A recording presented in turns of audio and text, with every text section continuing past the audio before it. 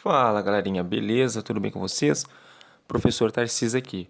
Hoje vamos ter a nossa segunda aula sobre propriedades da matéria. Na aula anterior tivemos uma aulinha sobre as propriedades da matéria que era referente às propriedades gerais da matéria. Só para lembrar, então, as propriedades gerais são aquelas em que as características que toda matéria apresenta, independentemente do seu estado físico, né?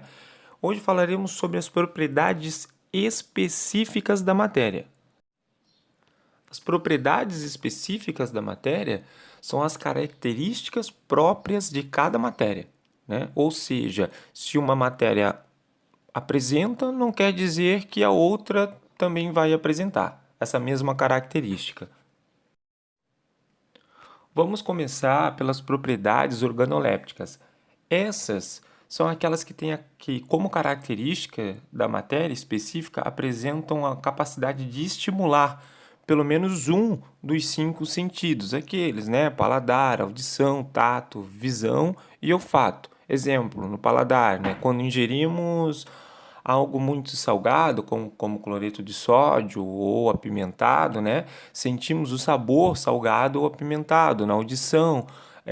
Quando alguma coisa produz um som específico, né, que estimula o nosso sistema auditivo, por exemplo, um bife quando está sendo fritado tem um som muito característico, né, o tato, né, quando passamos uma toalha de rosto e sentimos que ela é áspera, né, sentimos qualquer material, se ele é macio, se ele não é, se ele é áspero, se ele é pontiagudo, né, a visão, né, a luz exposta a partir da chama de um fogão ou fogos de artifícios, e o olfato, que é aquele que as propriedades, né, que dão a capacidade de ter, tem a capacidade de ter o aroma, né? Por exemplo, o aroma liberado quando descascamos uma mexerica, né? Tem aquele aroma cítrico, né? O próprio sabor também da tangerina, né? Aquele sabor cítrico pode ser incluído lá no paladar. Propriedades funcionais da matéria, né? Então, né, faz parte das propriedades específicas. Essa é a característica que algumas substâncias apresentam, né, de desempenhar um mesmo papel, né, ou função, ou promover uma mesma sensação. Vamos usar como exemplo hoje os ácidos, as bases e os sais.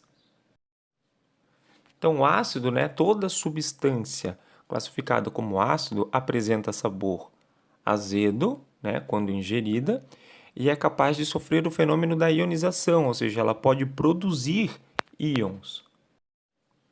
Bases. Toda substância classificada como básica promove a sensação de adstringência, que é aquela sensação de secura, né?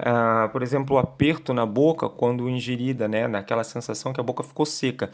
E é capaz de sofrer o fenômeno de dissociação, que é liberar íons em água. Sais. Toda substância classificada como salina, então, possui sabor, né, salgado, né, quando for ingerida, e assim como as bases também pode sofrer o fenômeno de dissociação em água. Agora vamos às propriedades químicas. Então vamos lá, ó.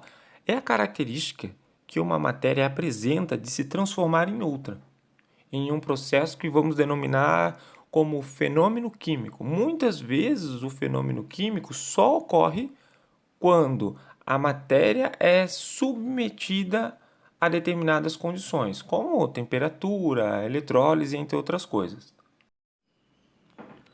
Uma matéria só vai se transformar em outra quando apresentar uma característica química em comum, principalmente átomos de elementos químicos em comum. Tá? Um exemplo clássico é o fenômeno químico que é a formação da água. Nesse processo, né, nós podemos submeter os gases de oxigênio, O2, e de hidrogênio, H2, a altas pressões e temperaturas, saindo lá, né, tendo o resultado da produção de uma substância completamente diferente, que seria a água. Mas nem toda reação vai se enquadrar como propriedade química, mesmo sendo uma reação química. Um exemplo é quando reagimos gases de cloro e de hidrogênio. Nesse caso, como resultado, vamos ter a formação de um ácido, que é o ácido clorídrico. Então, mesmo sendo um processo químico, uma reação química, mas se enquadra lá nas propriedades funcionais da matéria. Propriedades físicas, então, são características da matéria determinadas de forma experimental, onde teremos solubilidade, densidade, pontos de fusão e de ebulição, tenacidade e dureza. Então, vamos começar pela solubilidade.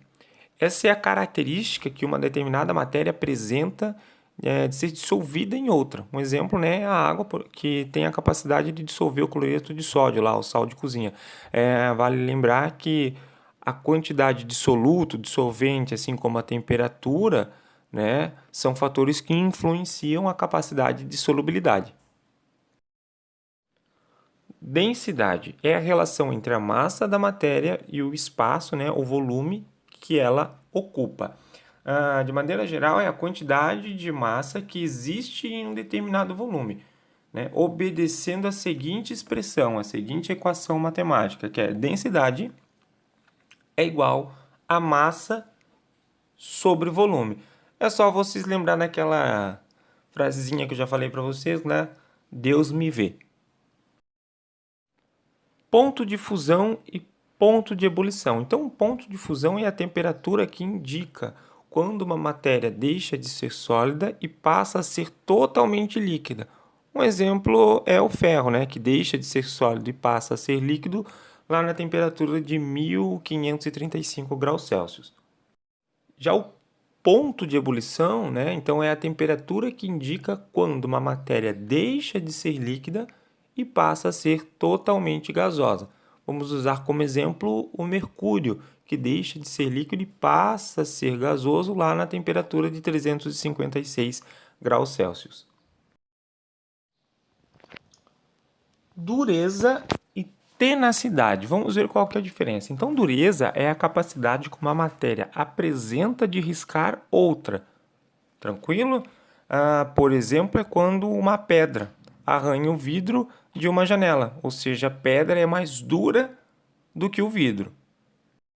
Já a tenacidade está ligada à resistência de um choque mecânico, ou seja, um impacto. Então, é a capacidade que a matéria tem de resistir a um impacto com outra matéria. Então, nesse exemplo, vamos arremessar a pedra no vidro, né? Ou seja, o vidro este vai ser quebrado, ou seja, a pedra é mais tenaz que o vidro.